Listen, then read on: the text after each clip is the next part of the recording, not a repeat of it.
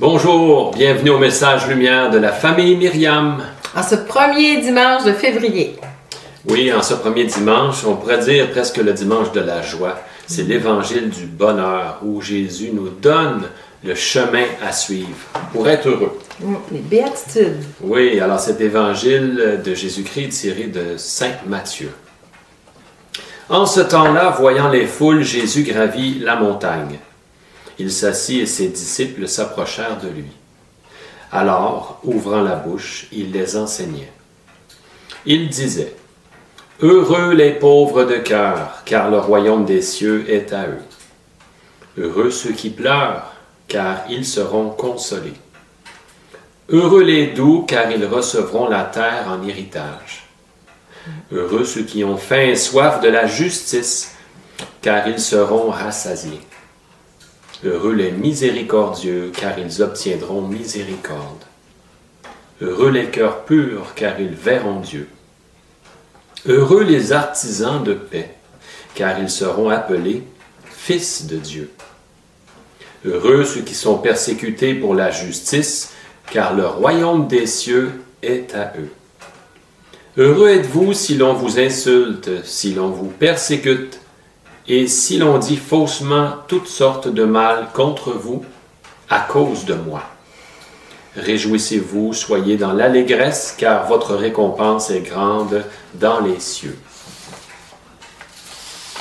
Alors, pour mener à sa perfection la loi traditionnelle des 10 commandements, Jésus proclama les béatitudes. Il transforma la notion de justice qu'on connaît de l'Ancien Testament, œil pour œil, dent pour dent, en la perfectionnant par un appel à la charité, par un appel à l'amour qui inclut la compassion et la miséricorde. La nouvelle loi de Jésus demande à ses disciples d'aimer les ennemis et d'éviter toute violence, noyant ainsi le mal dans une abondance de bien.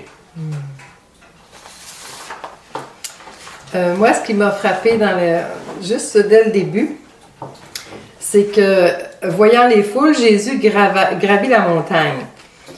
Si Jésus est monté, c'est pour parler à tout le monde, à la foule aussi.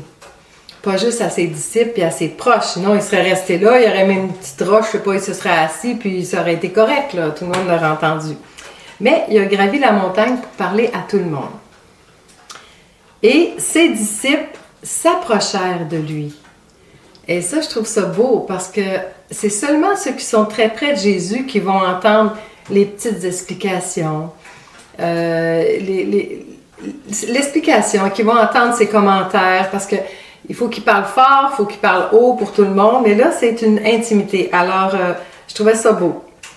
S'approchèrent de lui. C'est un peu comme nous. Est-ce qu'on va juste entendre la parole ou on va la méditer? On va s'approcher de Jésus pour comprendre ce qu'il a à nous dire, aller plus loin que les paroles. En devenant ses intimes, hein? Oui, c'est ça. Il nous appelle à être ses intimes. C'est beau.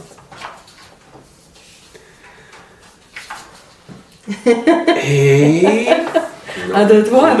C'est que on voulait vous parler aussi de Sainte Thérèse, parce que la petite Thérèse de Lisieux, elle qui a trouvé son bonheur malgré les épreuves. C'est pour ça qu'on parlait de l'évangile de la joie tantôt. C'est que c'est un bel exemple, on trouvait la petite Thérèse, elle qui a vécu plus d'une épreuve dans sa vie. Hein. Dès son enfance, elle perd sa maman très tôt. Elle a une maladie à l'âge de 10 ans, des scrupules, difficulté à rentrer au Carmel. Il a fallu m'emmener qu'elle demande l'autorisation directement du pape Léon XIII. Et elle a eu la nuit de la foi. Et on sait qu'elle est décédée de la tuberculose, une maladie qui a été aussi contraignante et souffrante pour elle.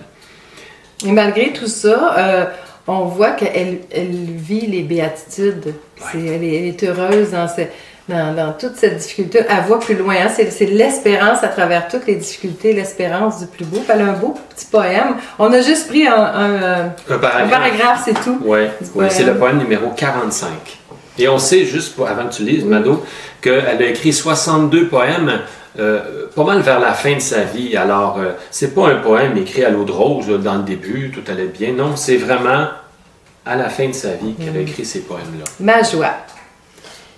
Il est des âmes sur la terre qui cherchent en vain le bonheur. Mais pour moi, c'est tout le contraire. La joie se trouve dans mon cœur. Cette joie n'est pas éphémère. Je la possède sans retour. Comme une rose printanière, elle me sourit chaque jour. Comme c'est beau. Comme c'est beau. Et la petite Thérèse nous invite justement à suivre ce chemin de bonheur à l'image, à l'exemple de ce que Jésus nous dit dans l'Évangile, à travers les béatitudes. Bientôt, dans quelques jours, en Italie, c'est les Olympiques. Et on sait comment les athlètes ont répondu, ont travaillé avec effort aux exigences de leur discipline. Alors, continuons nous aussi à répondre aux exigences de l'Évangile. Mais ces exigences-là nous amènent où?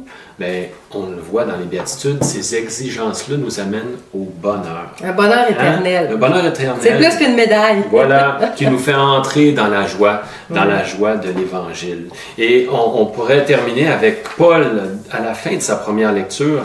Soyons humbles, restons très humbles. Et comme il dit, celui qui veut être fier... Qu'il mette sa fierté dans le Seigneur. Alors voilà, que les béatitudes vous nourrissent. Vous pouvez en choisir une aussi, puis la méditer plus particulièrement. Le fait, nous, c'est très beau. Alors, je vous souhaite une belle intimité avec Jésus, aller plus loin que la parole, la creuser, l'aimer, se sentir interpellé, l'intime de Jésus. Au plaisir, puis passez un excellent dimanche. À la prochaine!